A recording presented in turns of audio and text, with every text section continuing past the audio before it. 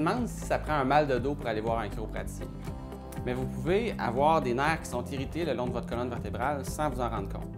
En fait, il y a seulement 10 du diamètre des nerfs près de votre colonne vertébrale qui transmettent le signal de la douleur. Donc, c'est très possible d'avoir de l'irritation sur les nerfs de votre colonne sans avoir cette fameuse douleur. En fait, la subluxation vertébrale, ces problèmes d'irritation, c'est un peu comme la carie.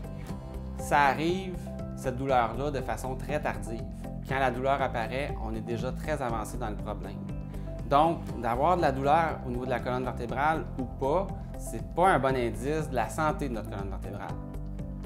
Souvent, la souplesse de notre colonne vertébrale peut être affectée sans qu'on en ait connaissance, et ça prive notre cerveau d'un paquet de stimulations neurologiques qui sont bénéfiques. La santé de notre colonne vertébrale et de notre système neurologique peut être affectée sans qu'on ne s'en rende jamais compte autrement qu'en allant consulter un chiropraticien. Donc, comme on n'attend pas d'avoir mal aux dents avant d'aller consulter un dentiste, on n'attend pas non plus d'avoir mal au dos avant d'aller consulter un chiropraticien. Et on profite ainsi d'un système neurologique et d'une colonne vertébrale en pleine santé.